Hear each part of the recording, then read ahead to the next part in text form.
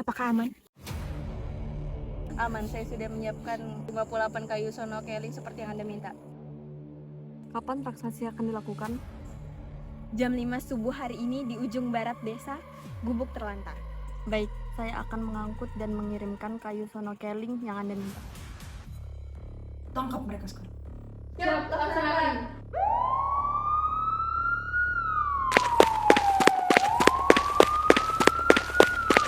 Angkat tangan, kalian ditahan.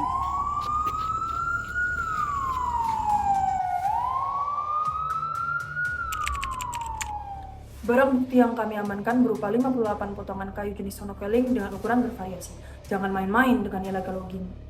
Kayu snorkeling memiliki daya jual yang tinggi. Dari keterangan para pelaku, kayu ini digunakan untuk lantai flooring dan dinding tembok di luar negeri.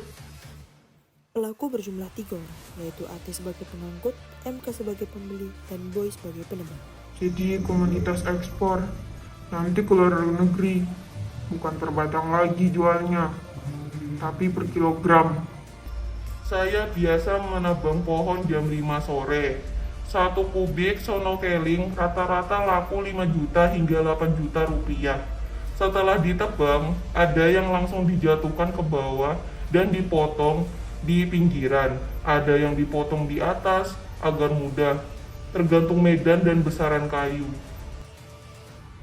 Setelah diinterogasi, pelaku pun diamankan di Mapolres Wonogiri. 3 pelaku disangkakan UU nomor 18 tahun 2023 tentang pencegahan dan pemberantasan kerusakan hutan. Sebagaimana telah diubah dan ditambah dengan UU nomor 11 tahun 2020 tentang Cipta Karya. Ancaman hukuman paling singkat 1 tahun dan paling lama 5 tahun dengan denda minimal 500 juta dan paling banyak 2 miliar. Halo teman-teman, jadi itu tadi kasus yang terjadi pada November tahun 2023 lalu. Wah, dari kasus tadi, aku baru sadar ternyata tindakan illegal logging itu sangat merugikan ya. Eits, tunggu dulu. Ada yang tahu nggak sih illegal logging itu apa? Nah, jadi illegal logging sendiri merupakan kegiatan penebangan ilegal yang dilakukan oleh masyarakat yang tidak mengerti betapa pentingnya hutan dan tidak memikirkan bagaimana dampak negatifnya terhadap masyarakat sekitar.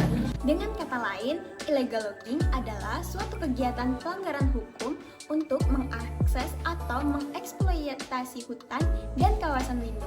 Maka, dapat disimpulkan bahwa illegal logging adalah segala aktivitas mulai dari penebangan pohon, distribusi, dan pemanfaatan hasil hutan di luar ketentuan atau hukum yang berlaku. Duh, jadi rugi banget ya, padahal Indonesia punya sumber daya hutan yang sangat besar. Tapi masih ada aja oknum-oknum yang tidak tanggung jawab memanfaatkannya secara ilegal demi kepentingan pribadi. Benar banget, padahal kan sudah ada loh hukum di Indonesia yang mengatur tentang praktik illegal logging. Contohnya pada Undang-Undang Nomor 14 Tahun 1999 tentang Kehutanan dan Undang-Undang Nomor 18 Tahun 2013 yang mengatur tentang pencegahan dan pemberantasan pada perusakan hutan. Illegal logging itu memberi banyak dampak buruk loh, seperti kemungkinan berbagai bencana alam terjadi. Juga dapat mengakibatkan kerusakan flora dan fauna serta kepunahan spesies langka. Rugi banget ya. Gimana ya caranya agar masyarakat dapat mencegah tindakan ini? Nah, ada beberapa hal nih yang bisa dilakukan teman-teman untuk mencegah tindakan illegal logging. Apa aja ya? Yuk kita simak. Yang pertama, melakukan penyuluhan kepada masyarakat. Penyuluhan kepada masyarakat sangat penting dilakukan.